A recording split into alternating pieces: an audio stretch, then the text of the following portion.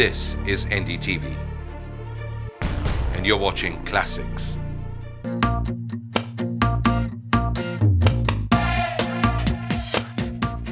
Hello and welcome to this very special show. I'm with Tejpreet Chopra. He's just taken over as India's head of GE.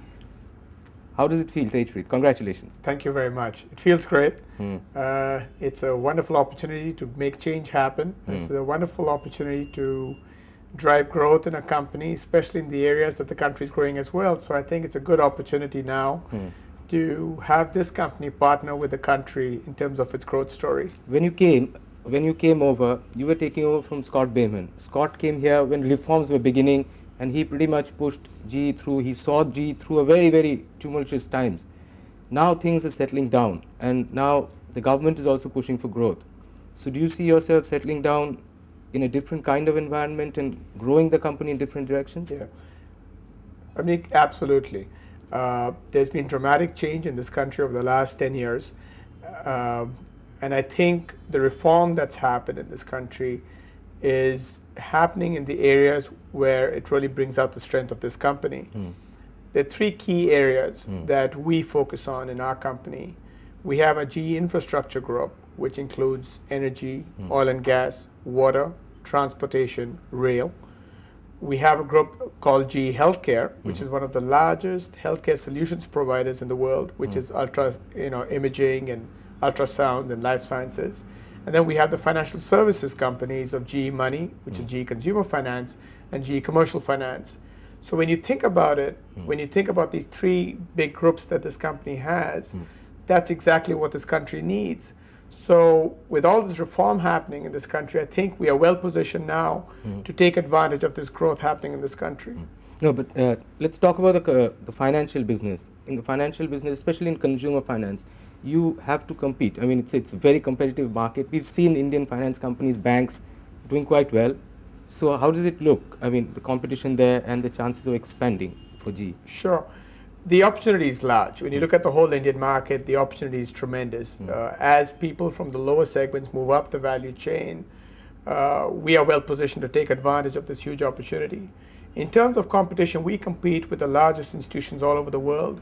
So we're used to competing with large organizations. But at the end of the day, our ability in terms of operating processes and the people that we have and the team we have, I do believe we'll be able to provide the best solution to the customer out there in the market. No, but in terms of, let's say, credit cards, you have a tie-up with SBI. That's India's largest bank, but we haven't seen the GE brand being rolled out aggressively enough, have we?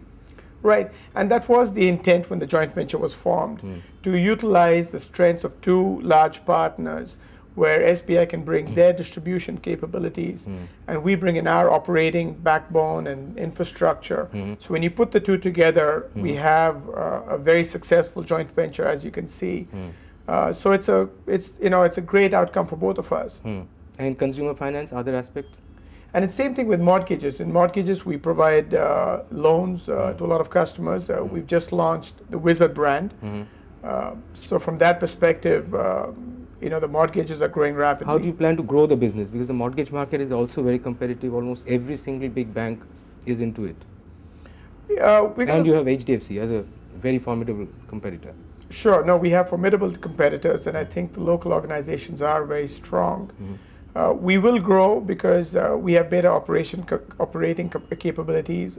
We are developing a distribution network, and we will provide customized solutions for our customers around the country. And is the competition also on pricing? Are you planning to? Are there pricing innovations there? Sure, there is pricing innovation out there as well, as you're aware. And on the Wizard product that we've just launched, we have a 9.99% rate.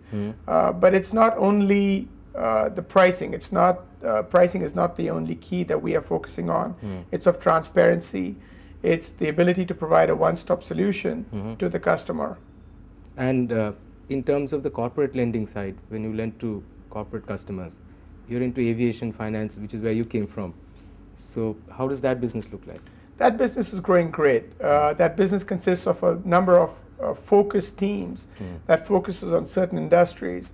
So I came out of G Commercial Aviation Services. GCAS, as it's known, has about 1,800 aircraft that we lease, and we provide financing to most of the airlines around the world. And we have a group called GE Commercial Real Estate. Are you financing airlines in India? Yes, sure. We have commitments and leased aircraft well over $1 billion In India? in India. Then we have a group called GE Commercial Real Estate, where we provide, we have a portfolio of close to $70 billion in assets globally, where we provide real estate financing solutions. We have Energy Financial Services that provides financing solutions in the energy space, in water, in oil and gas. We have Corporate Financial Services that has an arm that does leverage financing and provides strategic equity. We have a group that focuses just on infrastructure financing in terms of airports, ports, toll roads. So, and then we have the big equipment and mid-market leasing companies as well. So that makes up the world of GE Commercial Finance, or the corporate lending businesses in India. So consumer finance, corporate finance, do you see, what are the regulatory problems here? I mean, what are the regulatory restrictions from the RBI side that sort of keep you from growing further? At this point in time, there aren't too many regulatory hurdles that are preventing us from growing. I think going forward in terms of banking, the banking space. Any plans there? No plans there yet. It's a wait and watch approach to wait and see what happens in 2009 and how the regulations pan out. But 2009, what's your expectation? Will it be a big bang opening up, or will it be gradual? I don't have the right answer what's exactly going to happen, nor do I want to speculate. I do believe it'll be a gradual opening up in 2009, 2010. And since we're on the subject of finance, if you see the rupees movement and the dollars movement going ahead, I mean, people are expecting a steady sort of trend strengthening of the rupee versus other currencies, especially the dollar. Now, in that kind of a situation, for a company like GE, how does it pan out? Right. Stronger rupee in India? It is a factor that we do take into consideration. One of the key focus areas for us is the whole world of manufacturing. I think going forward, we're going to do a lot more manufacturing in this country. And the strengthening of the rupee is a factor that's taken into account. However, I don't believe it's going to be a really big issue for us, because there are other factors that go into making that decision happen. Factors such as local engineering capabilities, local R&D capabilities, which will drive a decision as to whether we put manufacturing on more manufacturing in this country. So it is an important factor, but I don't believe the strength of the rupee or the value of the rupee today versus the dollar will make us change our plans. Manufacturing, we were talking about that. We've seen, I mean, the first phase of India's this post-reforms growth, it was driven by services entirely. Then now we are seeing some manufacturing growth kick in, manufacturing companies getting favorable valuations from the market. And you're talking about a decision to do some manufacturing in India, more manufacturing in India than you have done. So how does it all come together? How did you start thinking about this? The way I look at it is the following. I think the first wave was when we started doing the whole outsourcing wave and the BPO wave. So we created Jerkis, which is now Genpact. The next wave was when we set up the big R&D facility in Bangalore, the Jack Welch training facility, where we now have over 4,000 PhDs and engineers doing pure research for this company. It's a big number. I believe the next wave is going to be in manufacturing, and that's what we're going to see much more of in this country. So we're looking at putting up a locomotive plant in this country. We're looking at... Where will that be? We haven't decided yet. We are still in the evaluation stage.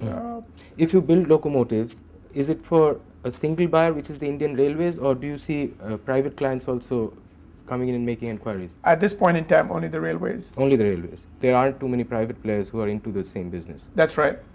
And will you bring in a different kind of technology, more modern technologies, because you are used to seeing 50-year-old models on the railway? No, we are looking to bring about the latest in technology in the locomotive space. We are looking to bring in the highest power, high horsepower engines, which are not only one of the most powerful engines in the world, but also the most environmentally friendly engines. What we are looking to do in all the technology, at the end of the day, we are a technology company. And what we try to do is see if we can develop technologies with the latest standards of environmental friendliness as well. So that's what we're going to do in the locomotive space as well. And what else are you thinking of manufacturing here in India? We're looking at the windmill space. We're looking at energy. And in addition to that, we're actually looking at all the products we make.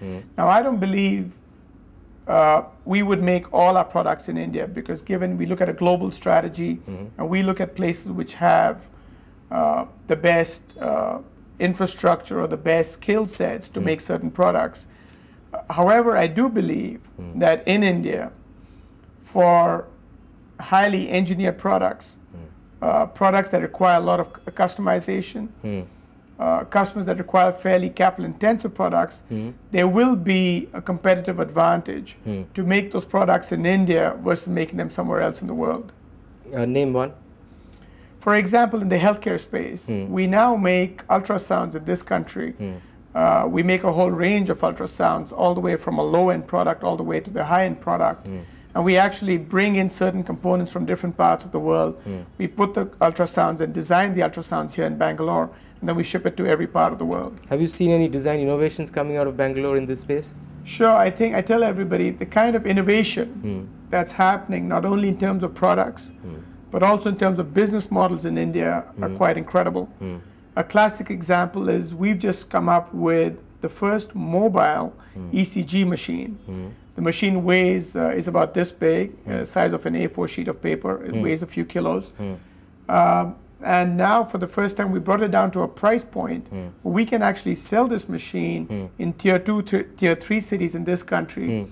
And therefore, now, for the first time, we've opened up this huge market, which we didn't have access to earlier on. And how much will this machine cost in terms of competitiveness? Right. We don't have a price point yet, but I can get back to you. But then it is going to be at a price point that will totally open up, where even the smallest hospitals in this country could be able to afford a machine like this. And all this talent that you see coming out from Bangalore, from all over I mean, does that make India one of the biggest focus points for GE worldwide? In the space of R&D, absolutely. The facility we have now in Bangalore is the largest R&D facility outside the United States. So in terms of R&D, absolutely, India will be one of the centers around the world. We have centers in Shanghai, we have a center in Munich as well. I think the same is going to be in a lot of the other industries that we're in. I do believe we will continue to develop innovative business models for most of our businesses in this country. But I go back to what the three big areas for our company is going to be. We are the largest infrastructure technology provider in the world, the largest healthcare solutions provider in the world, and one of the largest financial services company in the world. And in all these three areas, we will continue to push for dramatic growth in this country. We also have two other businesses where we will continuously look for opportunities.